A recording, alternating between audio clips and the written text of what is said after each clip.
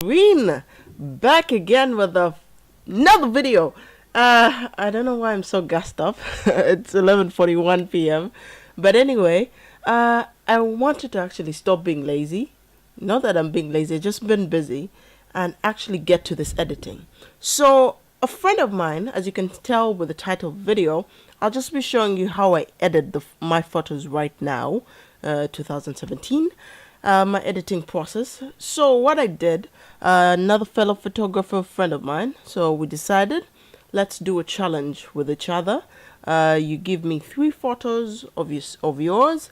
I give you 3 photos of mine that are shot raw, hence unedited. Then what will happen is you edit, post them, and I edit mine. I post as well, and we'll pretty much compare and contrast, and it's just a fun challenge. You can try it with your friends. Just try to get your editing game up. If you maybe there's a photographer whose editing style you like, and it's just a way to test your creativity. And as much as photography is there, people take shots differently, people edit differently. It's just fun. Okay, guys, let's just not waste so much time and just get into it. Let me just make this quick, but straight to the point, hitting the sweet spot. And yeah, let's get into it. Okay, usually my process, how I start, finally, okay, let me shout out my friend Peter. He's definitely going to be happy that I finally got to these photos. I almost was going to sleep. I was like, Irene, if you don't do this, you're going to keep postponing forever. Anyway, let's get back into this.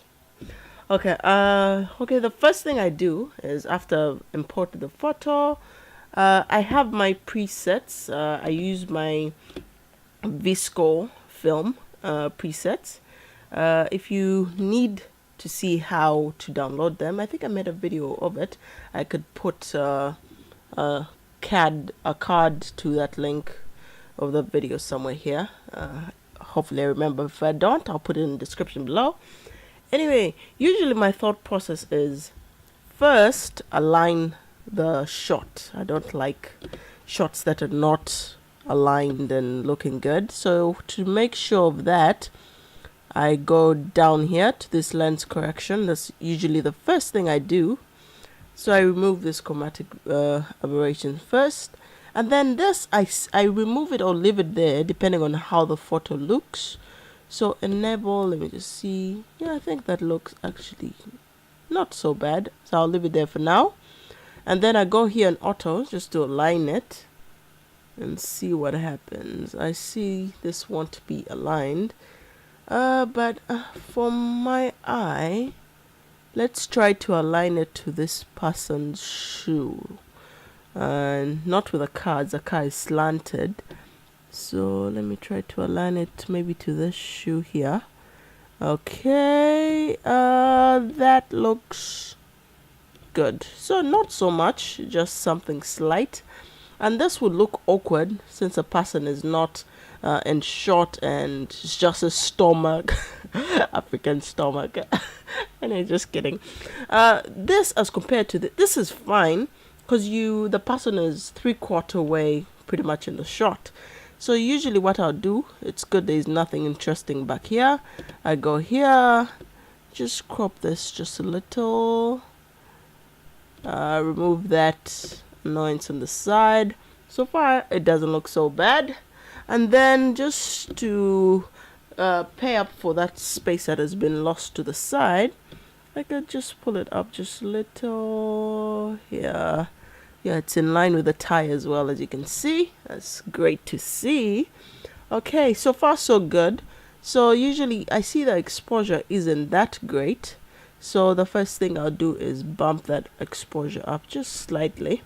That looks good. That will work well with my presets. I just bump that up. With editing, just go with what looks good to the eye.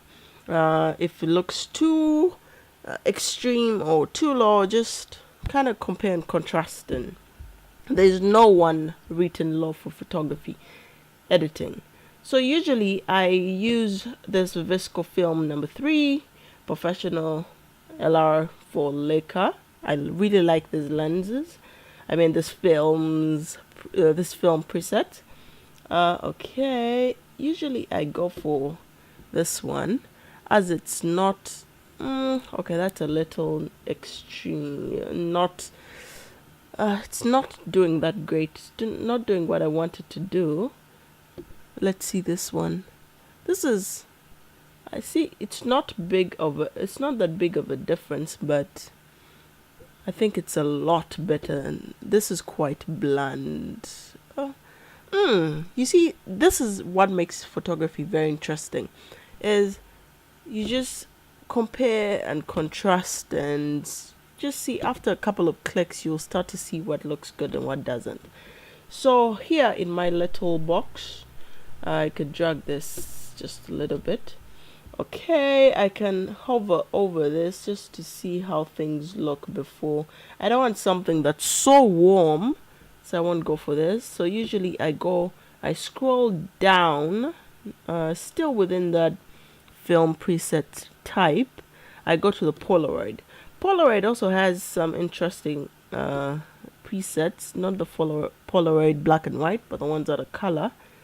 If I scroll down, there's one that I really like. Let's see, guys. Okay, no, that is. Oh, I quite like this. Now with this, I like.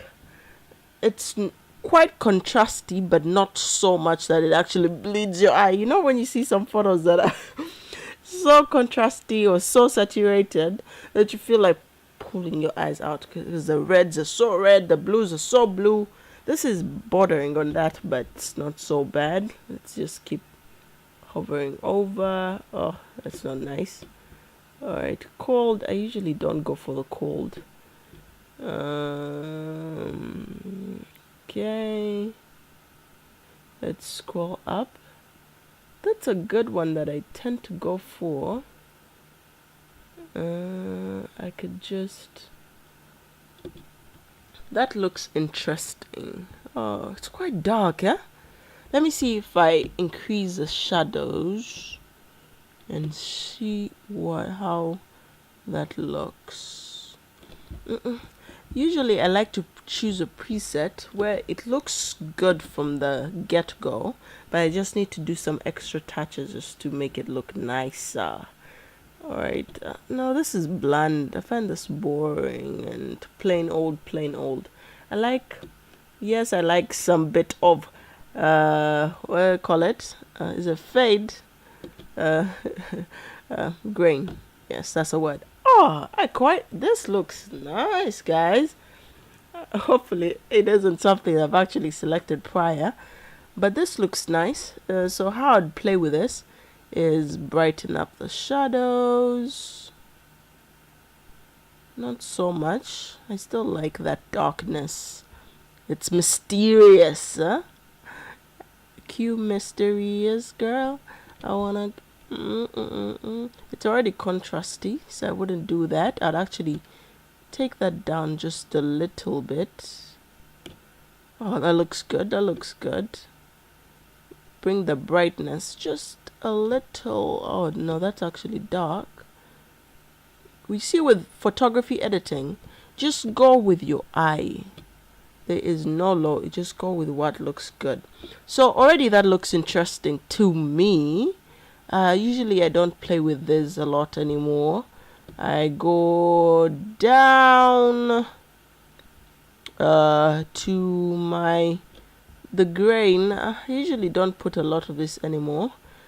What I do, I have to add a vignette. It just adds something extra special. Okay, add a slight vignette here. Then I'll need to brighten that up a little bit. So with photography, it's a lot of retouch and touching up here and things of that sort. So it's not so bright. Oh no, that's dark, man. Irene. Okay. Yes, that looks quite interesting.